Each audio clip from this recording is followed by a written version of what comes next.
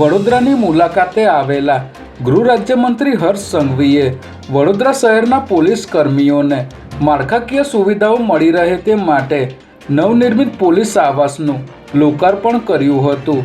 સાથે જ તેઓએ પ્રતાપનગર સ્થિત પોલીસ હેડક્વાર્ટર ખાતે આયોજિત આ કાર્યક્રમથી જ માંજલપુર પોલીસ સ્ટેશન અને ગોરવા પોલીસ સ્ટેશનનું ખાતમુહૂર્ત કર્યું હતું અને આ ઉપરાંત તેઓએ એસપી ઓફિસ વડોદરા ગ્રામ્ય અને આઈજી ઓફિસ વડોદરા રેન્જનું પણ ભૂમિપૂજન કર્યું હતું।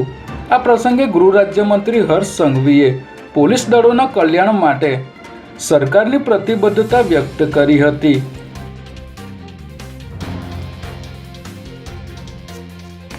22 એપ્રિલ 2025ના રોજ જમ્મુ કાશ્મીરના પહેલગામમાં થયેલા આતંકવાદી હુમલા બાદ ત્યાંની પરિસ્થિતિ ખરાબ થતાં ઘણા ગુજરાતીઓ ત્યાં ફસાઈ ગયા હતા, જેમાં કાશ્મીરમાં મોરારી બાપુની કથા સાંભળવા ગયેલા વડોદરાના 20 પરિવારના 23 લોકો આજે પોતાના વતન પરત ફર્યા છે। ત્યારે તેઓને મળીને પરિવારના સભ્યો રડી પડ્યા હતા।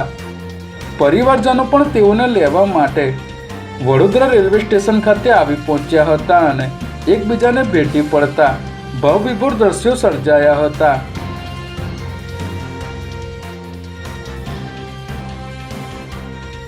જમ્મુ કાશ્મીરના પહેલગામમાં થયેલા આતંકવાદી હુમલામાં 28 લોકોના મોત થયા બાદ સમગ્ર દેશમાં આક્રોશ જોવા મળી રહ્યો છે। ત્યારે ગુજરાત પોલીસે પણ ઘૂસણખોરો પર સર્જિકલ સ્ટ્રાઇક શરૂ કરી છે, જેમાં અમદાવાદમાં crime branch, special operation group, EOW અને પોલીસ હેડક્વાર્ટરની ટીમોએ સંયુક્ત મેગા ઓપરેશન હાથ ધરી ચંડોળા તળાવના આસપાસના વિસ્તારમાંથી 890 લોકોની અટકાયત કરી છે। જ્યારે સુરત પોલીસે પણ મેગા કોમ્બિંગ હાથ ધરીને 135થી પણ વધુ શંકાસ્પદ વિદેશી નાગરિકોની અટકાયત કરી હોવાનું જાણવા મળી રહ્યું છે।